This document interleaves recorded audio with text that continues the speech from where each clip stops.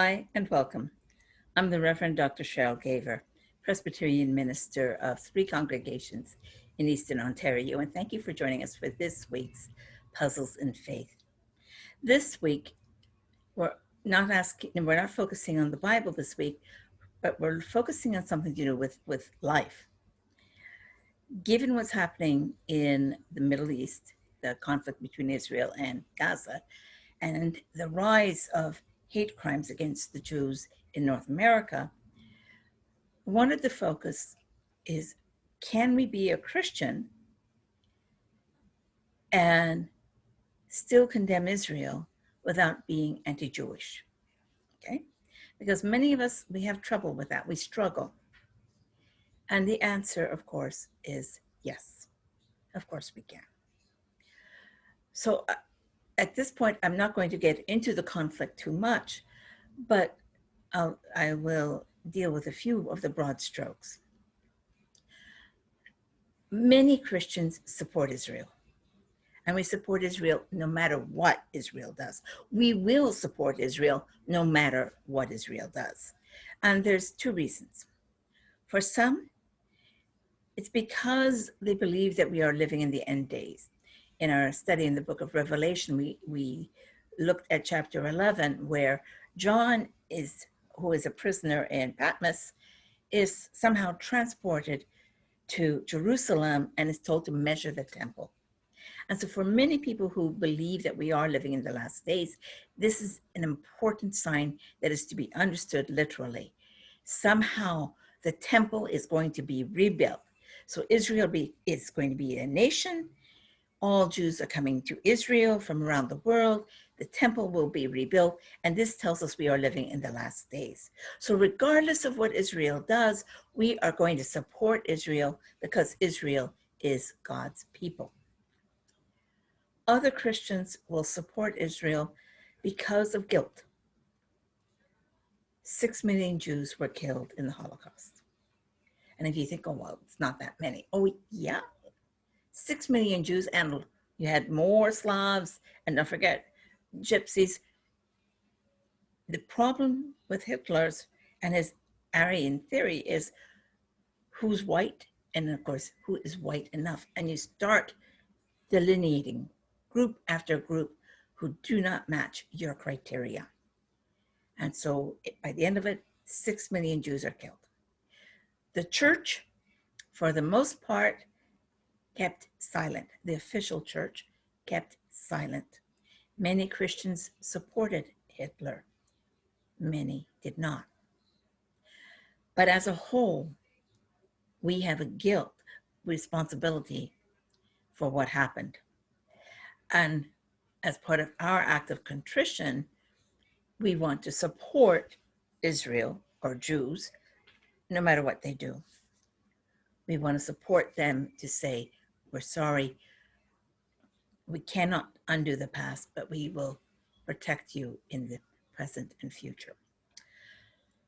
Unfortunately, that tends to give Israel the sense that they can do whatever they want.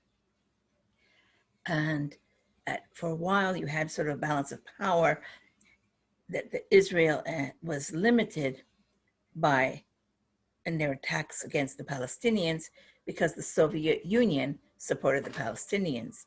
And the Palestinians were limited in their attacks on Israel because the United States supported Israel.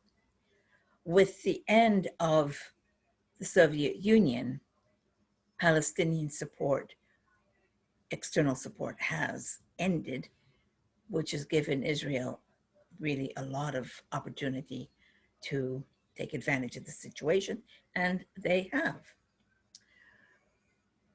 For people who condemn Israel, who criticize Israel, we're often labeled anti-Jewish. No. Israel is a country. And you know, many countries, they make mistakes. And there's a lot of opposition to what Israel does and how it interacts with its neighbors. Within Israel, there's a lot of opposition, okay? Just like in the United States, there's a lot of opposition to what the Republicans under Trump were doing. And there's a lot of opposition to what Americans under Biden are doing. You know, not just because one government is in power does not mean everyone in the country supports the actions of that government.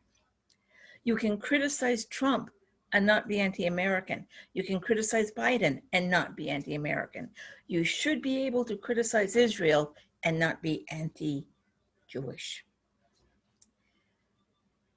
But we also know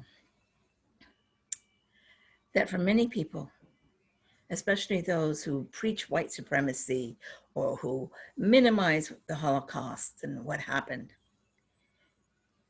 they believe, or who believe in some crazy conspiracies about some Jews are somehow trying to take over the world.